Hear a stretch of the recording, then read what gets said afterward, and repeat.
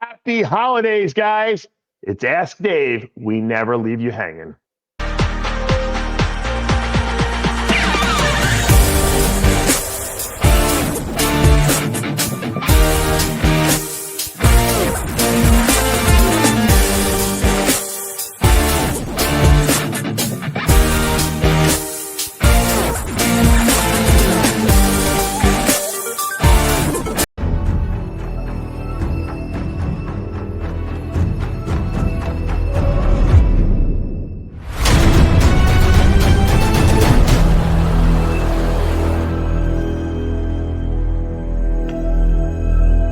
I created Species Nutrition with one mission in mind: to provide bodybuilders and serious athletes with no-nonsense supplements that work.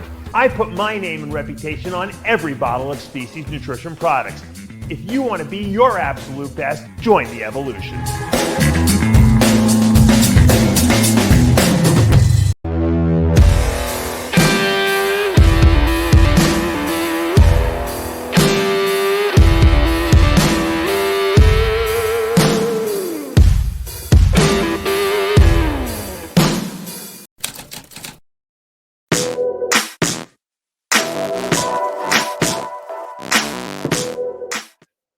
RX Television, RxMuscle.com. A Merry Christmas to you all.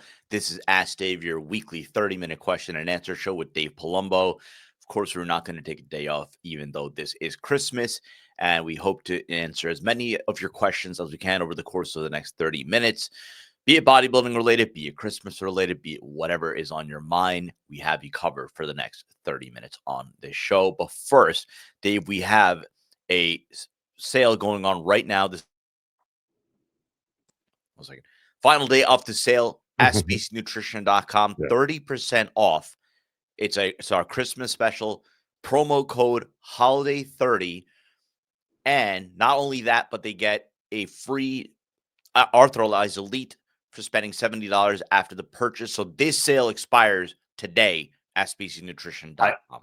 I got to tell you something about Arthrolyze, and the reason I put it on there is a lot of people, constantly contact me and they say they have joint problems, and they don't even know how good Arthrolyze is. And what happened was when I had a lot of you guys know my story.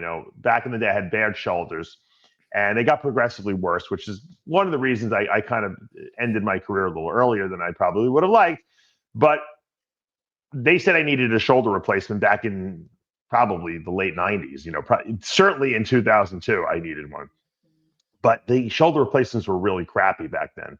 So I went on this, search for how I can keep my shoulders going as long as possible. And I did a lot of research on glucosamine, and a lot of people, we all tried it. It just didn't do anything. And I realized, you know what?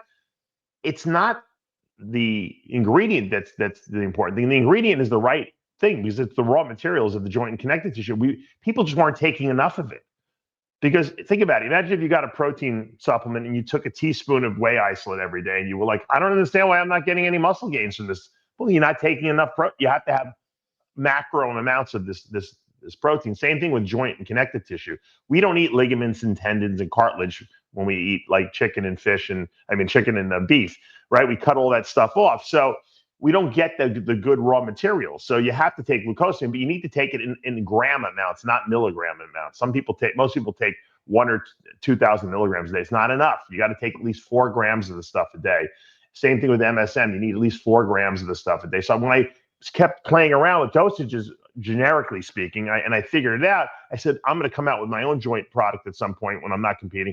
And now I know the secret. It's the amount you put in there. So Arthrolyze has 4 grams of glucosamine, 4 grams of MSM. And I'm telling you, when you take this stuff on a regular basis, daily basis, 5 pills twice a day, most people feel it right away, but I always tell people, give it 3 weeks. You will be able to push through a lot of joint injuries because number one, not only does it help the joints start to repair themselves, which takes a lot longer than 3 weeks, but what it does is it increases the synovial fluid in the joint, which is the lubrication. So now you have better lubrication. A lot of people, it's dry in there because your cartilage is starting to deteriorate. You don't have as much production of synovial fluid, and that's what causes a lot of the inflammation and the pain. So you got a great opportunity on Christmas, and I'm telling you, we're recording this on Christmas. I work every day of the year. I don't take any days off because information is invaluable. And I know you guys are probably home bored anyway, so give it a shot. Go to speciesnutrition.com, buy your stuff. You get 30% off the entire website, which is the highest discount we ever give. And use Holiday 30. And then if you spend $70 or more, which I know you guys will, you're going to get a free bottle of Arthrolyze. And if you spend $100 or more and you live in the continental United States, you get free shipping too. So it's a great, great offer. I see we already have about several hundred orders, which is going to back us up. So don't expect to get them tomorrow. But I promise you, everyone will get their orders. Everyone got their orders from Black Friday sale. It's a great product, and here's a great opportunity to give it a shot.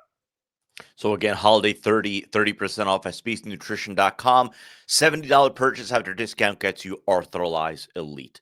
Let's go on to the questions. The first two questions on the show from the Dave Palumbo Experience app. Question about ayahuasca. Is it worth doing?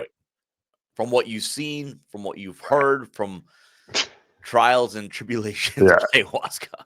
I did ayahuasca twice, which is it's a concoction of like a couple of different herbs they get from like the jungles of Peru or wherever it is from in South America there, the rainforests. And it's not just one. A lot of people think it's just one chemical in there, but it's not. It's a concoction of stuff.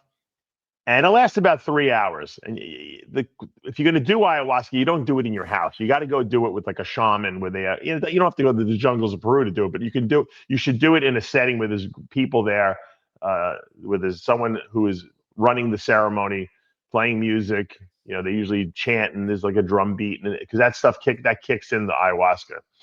And some people get a little freaked out by it because it's a very emotional journey. So that's why it's good to have other people there. Don't do it by yourself in your house if you're going to do it.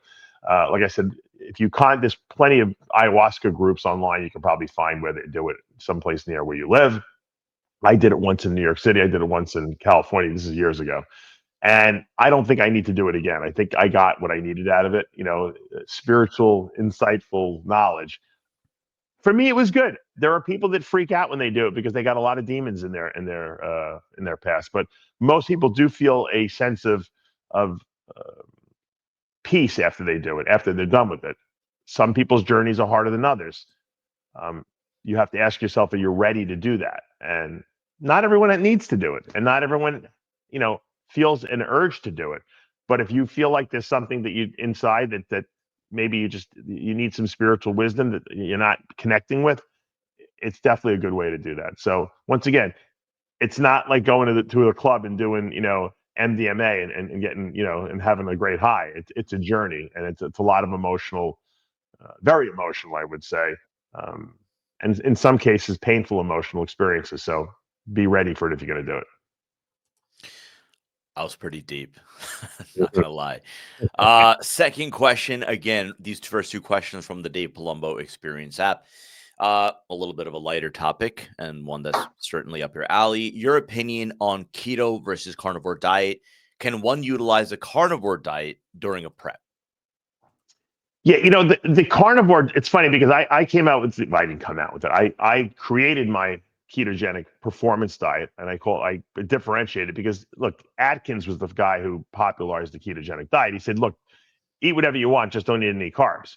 The problem was it wasn't performance geared because most people ate mostly fat and bad fats, and they didn't eat, the healthy healing fats, and they basically ate lower protein. It was mostly fat in the diet, and it works because if you don't eat carbs, your insulin levels are low and you burn fat. But for bodybuilders and people who train and break down muscle, we need to eat high protein. So I created this ketogenic diet, which is high in protein, moderate fat, just to have enough for fuel, and then obviously low carb. So you're in ketosis, but you're eating a higher amount of protein. If you did that and you didn't work out the way bodybuilders do, you might actually come out of ketosis because sometimes you can convert protein into glucose. If you don't need the protein you're eating, but bodybuilders need high protein. So I created that. This is going back 25 years. I've been talking about the ketogenic diet. And then recently they came out with the carnivore diet. Now the carnivore diet is a ketogenic diet. It's what I call a restrictive ketogenic diet. So it's a ketogenic diet that you could only eat like animal products, essentially. There's no healthy plant fats in there. There's no vegetables allowed in there. It's just meat, meat and chicken and stuff like that. And so for me, I don't see the benefit of that over a ketogenic diet like I would advocate. Matter of fact, I think it's got a lot of drawbacks because you're not having the essential fatty acids in there. You're not taking in your omega-3 and 6 fats from polyunsaturated fats. You're not getting your monounsaturated fats from like olive oil, macadamia nut oil, avocados. It's leaving out that you're not getting green beans and salads and low glycemic, low carb, vegetable sources, which we need for roughage and vitamins. So I don't really like the carnivore diet. Does it work? Yeah, because it's a ketogenic diet. It's the same thing. It's like the Atkins diet. So carnivore works, but it doesn't have any added benefits over a conventional ketogenic diet that I would have that has, as a matter of fact, it has drawbacks because you're not getting the health benefits of the fats and the vegetables. So I don't advocate a carnivore diet. I'm not against it, but I just don't see why you have to be that restrictive. It seems gimmicky to me because it's like, oh, we can only eat this. Anytime you get limited in what you can do and put into a box, that's what I call a fad diet. And those never last because they're too restrictive and there's no reason for them. There's no scientific reason why you would eat a carnivore diet versus my ketogenic diet that allows low glycemic vegetables and good healthy fats. It doesn't make sense. If you just think of it logically, why would you restrict the good stuff that's part of the ketogenic diet? It's like saying, okay, here's a ketogenic diet. We're going to take out all the good part of the ketogenic diet. We're only going to keep this part of the ketogenic diet. It doesn't make sense. And so I'm not really a big advocate of it. Does it work? Yeah, it's ketogenic diet, but it's too restrictive as far as I'm concerned. And these two questions, by the way, good questions from the Dave Palumbo Experience app. I know you guys, it's Christmas here. You want to buy your significant loved one a great Christmas gift, you can give them a subscription to the Dave Palumbo Experience app. You can download it from the Android store or the App Store. If you have an iPhone, the iOS store. And you get, for $29 a month, you get me as your coach in your back pocket. You get all the videos I've ever done, all the writings I've ever done in one place, all my protocols, drugs, off-season pre-contest, detoxifications, everything right in one place. We put up a workout every week. I answer everyone's questions in an open forum in the app. So everyone's questions and everyone's answers are seen by everyone. So you can get that learning experience. Plus, I do a Q&A video exclusively for the app members every single week. So it's like an extra Ask Dave just for app members. And it's a great resource. And I think a lot of people really like it. And I got to thank you guys because that's my Christmas present from you guys, because you guys have supported that app for the last several years. And we got a tremendous amount of members. And those memberships motivate me to keep doing it. Thank you so much. And happy holidays for that. I'll say questions now from our YouTube community page, from our Instagram page, and from our Facebook page. First, on our YouTube community page, well, a lot of people have been asking, obviously, about Jimmy the Bull when he's coming back on the show on After Hours and on other RxMuscle platforms. Well, we send our best to Jimmy the Bull. He's a little under the weather right now. Yes. I had a chance to text him yesterday. He's in good spirits, but hopefully he's better, and we're going to have him back on After Hours. Jimmy sent me. He must be feeling better. He sent me a reel from. It was a clip from what is that? Full Metal Jacket. Remember the scene in the lot when they're in there, and he had one of these soldiers. He calls him Gomer Pyle, and he catches the guy. He had a jelly donut stashed in his little locker, and the guy was fat, and and he was supposed to not be eating the jelly donuts, and he makes the whole troop, everyone in the room, do like 100 push-ups, or and the guy has to eat the jelly donut while they're doing the push-ups. He's like, that's like Jimmy's motto for life. Like that, Jimmy believes that's how life should be run by all the time. Like a drill sergeant telling everyone what to do. So Jimmy, we love you. Merry Christmas. So this question is actually about Jimmy the Bull. Again, that was sort of the prelude to it. Right. No. So the question is, what would it take for a strength athlete to transition into bodybuilding? How will their training and eating have to change? Basically turning Jimmy the Bull into Vince Taylor. Now, again, I preface this by saying Jimmy the Bull was a unique niche of, quote, power bodybuilders. Yeah. Jimmy was very lean back in the day. He didn't look like a power lifter. He ate hot dogs and stuff like that, but he had a very fast metabolism, and he had abs and everything like that all year round. So, but usually, strength athletes transition usually very well into bodybuilding. I'll tell you why, because they're lifting heavy, so they have a lot of good dense muscle. A lot of bodybuilders don't lift heavy, and they don't have that base of muscle. So when the powerlifter goes to bodybuilding, they're starting with a good base. A lot of these guys, are not really in the greatest shape because they eat whatever they want. So as soon as they got to change their diet, obviously. Most people eat, the meals, 5-6 meals a day, but a lot of powerlifters will eat less meals, but more garbage, food. So they got to kind of get more regimented, get the 6 meals per day down, make sure the protein is high, get in, carbs, but not the junky carbs, because obviously you don't want to walk around with, flab hanging off your waist if you're a bodybuilder.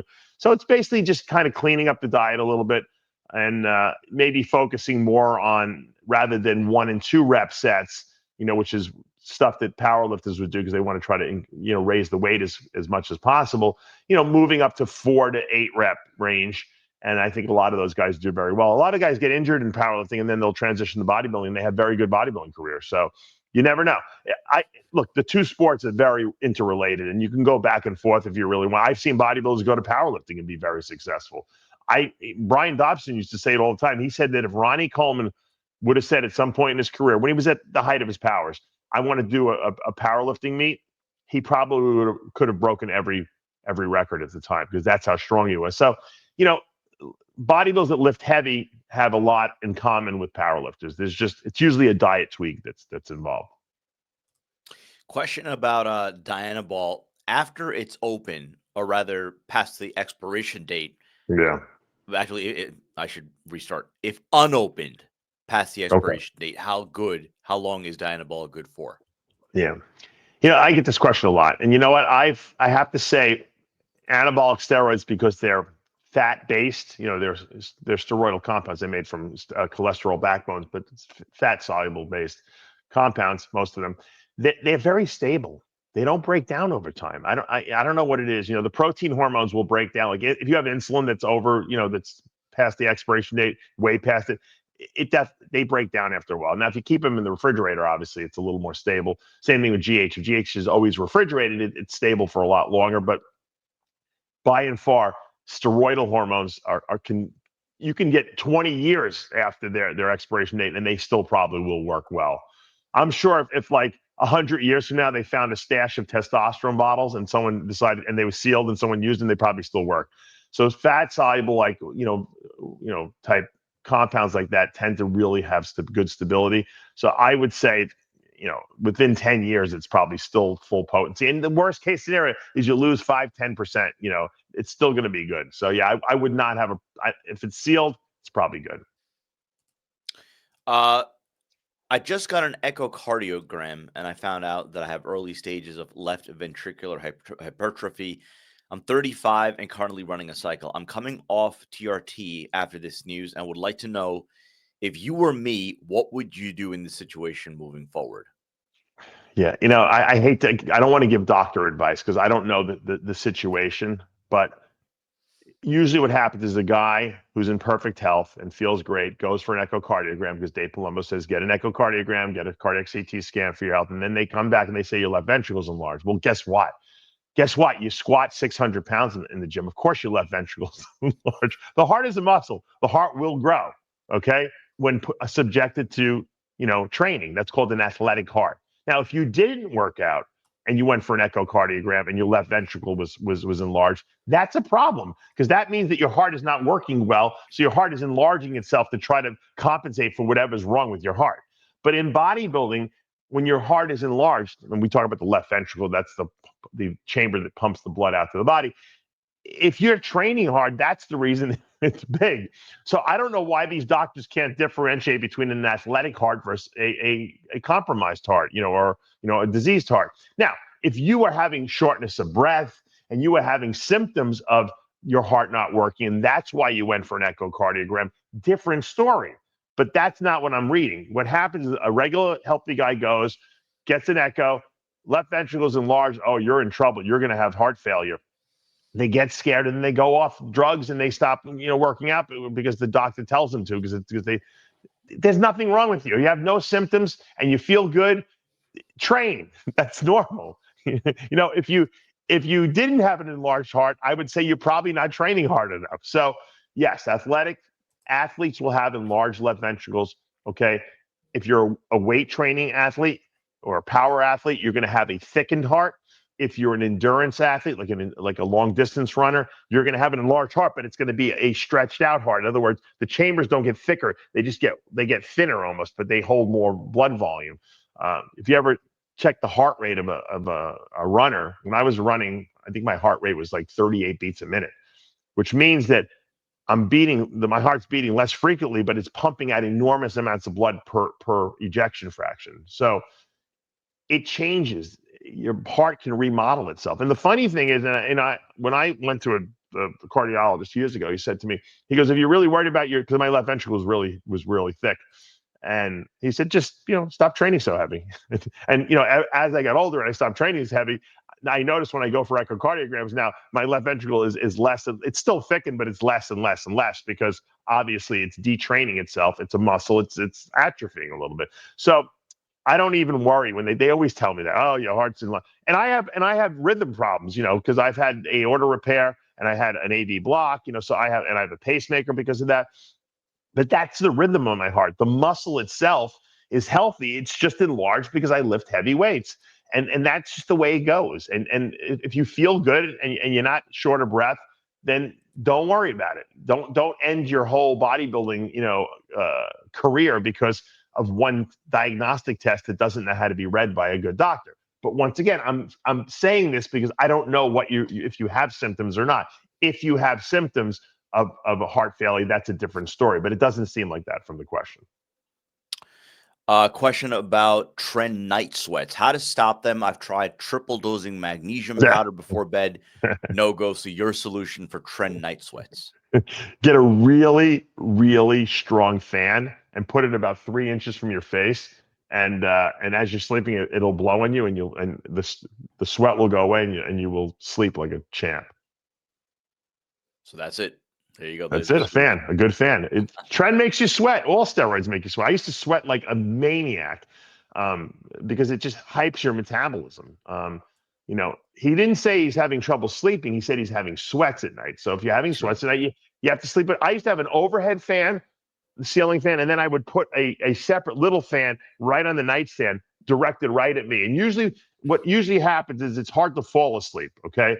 Once that fan kind of chills you into falling asleep, then a lot of times in the middle of the night, you might want to turn it off because it might get too cold, I always ran air conditioning when it was summertime. I never messed, because if you're hot, you're never going to sleep well. The key is to cool yourself down. I'm in Florida now. My air conditioning is never off. People are like, oh, open the windows. It's so nice out. I'm like, nah, it's all right. I'll just keep the air conditioning on all the time. I'll pay the air conditioning bill because I don't want to be uncomfortable at night. Question about tuna. So no doubt we're going to have mentions of tuna in the comment section below. I go through quite a bit of tuna in a can. My question is, some tuna is stored in water, some is stored in oil. What would be the healthier option between those two, and what type of oil are they actually storing the tuna in? Sometimes I see a lot of times they say olive oil. It's usually stored in. I don't know if it's extra virgin or not. I always tell people get the tuna in water. I drain all that oil out of there anyway, so you don't need all that extra oil.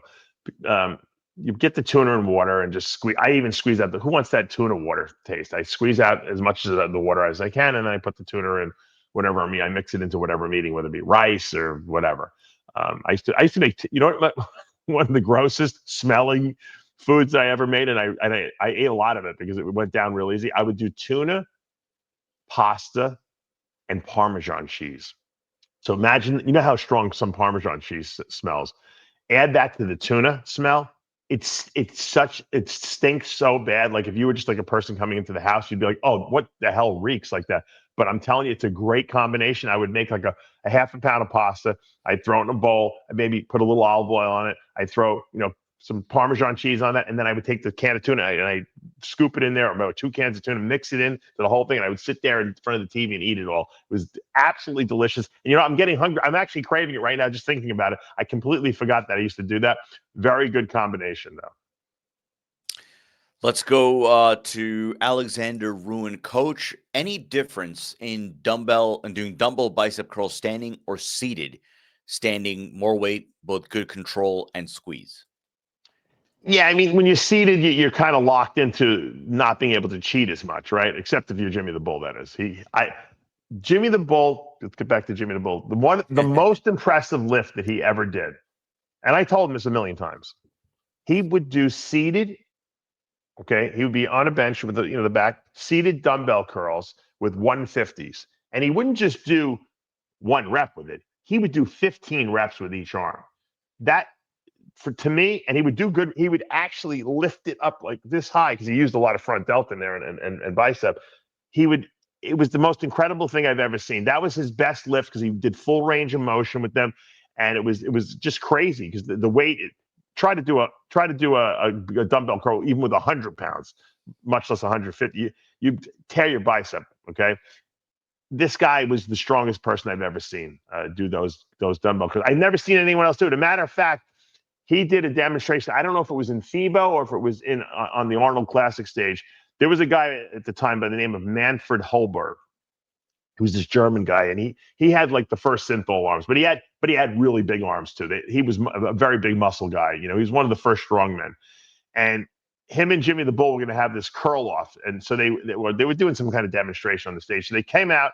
Manfred got the 150s, and because he had these big arms, and he I think he did 1 or 2 reps with each arm, and then Jimmy came out after him and did like 15 or 18 reps with each arm and showed him up. And at the time, Manfred had been competing as a strongman. Jimmy was just doing demonstrations of, but people were like blown away because it was that incredible of a lift. So personally, I like the seated ones because you're not cheating as much. You're getting more bicep. Standing, you can kind of like swing them a little bit more. Jimmy likes that swinging action. So it's really whatever you like better. It doesn't really matter. Once again, I'm more about form, and trying to, really control the weight a little bit more. But whatever works. Here's an interesting one. It's about a current trend that you have to run 3, 4, 5, or 6 plus grams of gear to get big. Olympians, pros are coming out sharing their cycles now and still aren't believed when it's a modest 1.5 grams. Yeah. I think that if you go back to the 90s and the physiques were good, I'm not going to compare whose are better. Okay. Let's assume they were equivalent. Okay. And maybe the guys in the 90s had just better genetics. So that's why there was a bunch of freaks during that time. But I think the sizes of the guys were pretty comparable. Right. And back then, I know what guys used. No one used in exorbitant amounts. There might have been one person that was out of his mind, but people used 1,000 milligrams of testosterone a week. They used about another, maybe another 600 to 800 milligrams of anabolics on top of that. So they were under 2 grams of gear total per week. And most of them used anywhere from like 3 to 4 IUs of GH max, if they could even afford the GH. And people were huge. Now, we can say, there's an explanation for that. We can say, well, the gear was better back then because it came from pharmacies, came from overseas. There was no underground, crap that people were using. Okay, that's a possibility. But if we are to assume that the gear is the same as, in other words, dosed properly, there's no reason to be doing 3, 4, 5 grams of gear a week. It's overkill. All you're getting is more fluid retention and more side effects. I'm telling you, if I thought more was better, and I've tried it I've experimented, I would recommend that. I'm hardly conservative by any means, but I know what works and I know what gives the best results with the least side effects. So when I recommend that people use, under 2 grams of gear, which is what I have my guys doing, they're probably at about, 1,800 milligrams most a week. That's the ideal dosage. If you're going to take more than that, you're wasting your time, your money, and your health.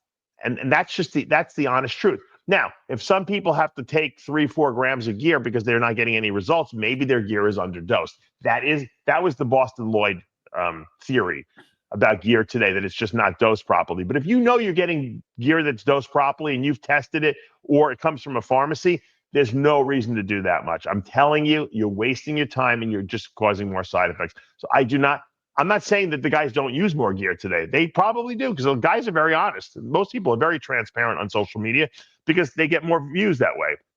So just because those guys are using that much gear doesn't mean you need to use it. It's not going to make you bigger, okay? The training, the eating, the consistency is what's going to put the size in you. We know what the threshold amount of gear you need to do to get big. I was 319 pounds on what I'm telling you I was taking. Okay. Therefore, I'm hardly a genetic freak in terms of size. When I started out, I was very skinny, right? So I know what works dosage wise. So the other components are the most important: the training, the eating, and the consistency. Take one or two more questions. Sermorelin.